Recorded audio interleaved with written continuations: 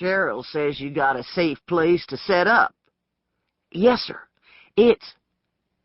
Kezzy held up his hand. Don't tell me. Cheryl's word's good enough. And your'n. His clear blue eyes met the younger man's. Cheryl says you was thinking 8,000? I know that's a lot, but... No, it ain't. Not if you're going to do a clean operation. Stainless steel vats and cookers. He leaned over and took a thick envelope from the glove compartment and passed it across to Norwood Love. Count it. When the younger man had finished counting, he looked up at the other two. Don't you want me to sign a paper or something? What for? Asked Kezzy Knott, with the first hint of a smile on his lips. Cheryl's told you my terms, and you aim to deal square, don't you? Yes, sir. Well, then, ain't no piece of paper gonna let me take you to court if you don't. I reckon not. Besides, a sardonic tone slipped into his voice, there don't need to be nothing connecting me to you if your place ain't as safe as you think it is. As Norwood Love started to thank him, Kezzy Knott touched the brim of his straw hat to them, then put the truck in gear and pulled away through August heat and August humidity that had laid a haze across the countryside. Ought to have paid more mind to the noon weather report, the old man told himself as he headed the truck toward home. Thick and heavy as this air was, he reckoned they might get another thunderstorm before bedtime. Automatically, he took a mental inventory of the farm. Not just the home place, but all the land touching his that his sons now owned and farmed. Cotton was holding up all right, and soybeans and corn could take a little more rain without hurting bad. But all this water was leaching nutrients from the sandy soil.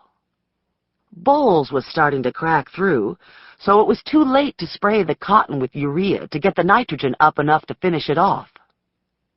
Tobacco had so much water lately, it was all greened up again. Curing schedule shot to hell. Just as well, he supposed, since the ground was so soggy along the bottoms, you couldn't get tractors in without bogging down.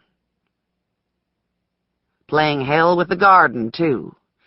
Matey was fussing about watery tomatoes, and how mold on the field peas was turning them to mush. That second sowing of butter beans won't faring so good neither, them fuzzy yellow beetle larvae making lace out in the leaves. Every time him or Cletus dusted 'em, along come the rain to wash off all the 7 before it had a chance to kill 'em. The boys was worried, but that's what it was to be a farmer. First you lay awake praying for rain, then you lay awake praying for it to quit. You done it most your whole life, he thought. All them years Sue tried to make you put farming over whiskey. Got to be a habit after a while. Certainly was for the boys.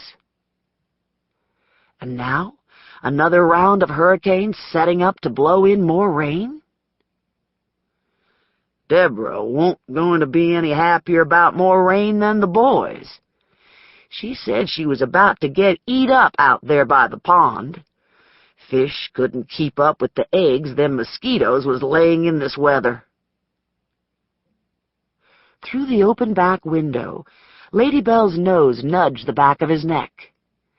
Kezzy took a final drag on his cigarette and stubbed the butt in his overflowing ashtray. Still don't see why she had to go and build out there when the home place is setting almost empty, he grumbled to the dogs.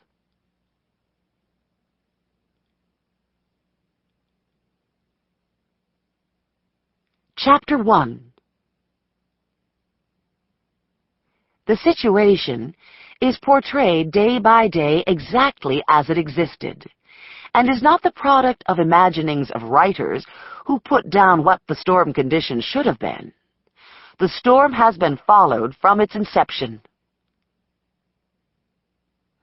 August 31st. Hurricane Edward is now 31 degrees north by 70.5 degrees west. Wind speed approximately 90 knots. Note: 1 knot equals 1 nautical mile per hour. Note: a nautical mile is about 800 feet longer than a land mile, or 0.15 of a land mile. Math was not Stan Freeman's strongest subject. In the margin of his notebook, the boy laboriously scribbled the computation so he'd have the formula handy. 90 knots equals 90 plus 90 times 0.15 equals... He rummaged in his book bag for his calculator. The fan in his open window stirred the air, but did little to cool the small bedroom.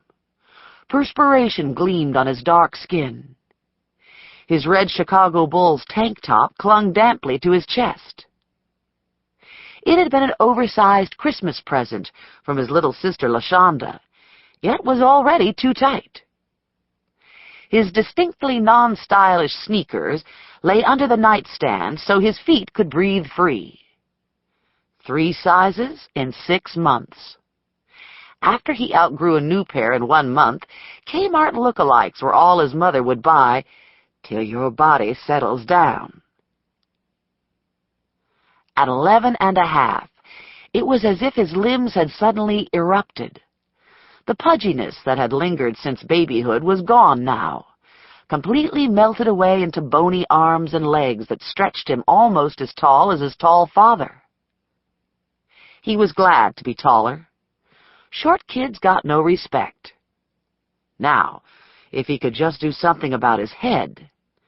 It felt out of proportion, too big for his gangling body, and he kept his bushy hair clipped as short as his mother would allow, so as not to draw attention to the disparity. At the moment, though, he wasn't thinking of his appearance. Using his light-powered calculator, he multiplied 90 by 0.15, then finished writing out his conversion. 90 plus 13.5 equals 103.5 miles per hour. For a moment, Stan lay back on his bed and imagined himself standing in 104 miles per hour wind.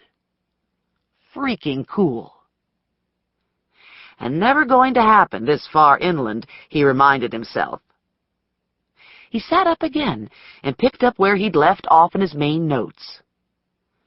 Hurricane warnings posted from Cape Lookout to Delaware, but forecasters predict that Edward will probably miss the North Carolina coast. Gloomily, he added, Hurricane Fran downgraded to a tropical storm last night.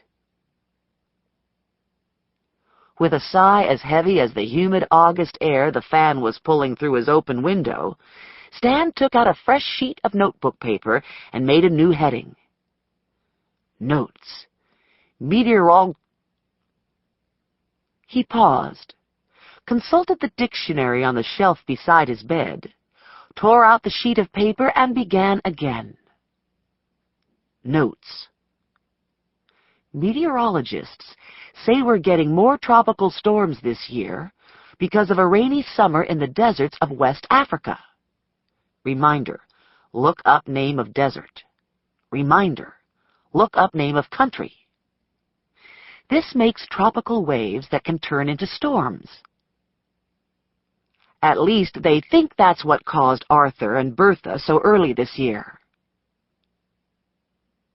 He couldn't help wishing for the umpteenth time that he'd known about this new school's 6th grade science project earlier in the summer.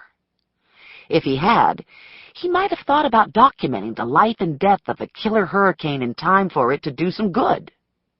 Unfortunately, nobody'd mentioned the project till this past week, a full month after Bertha did her number on Wrightsville Beach.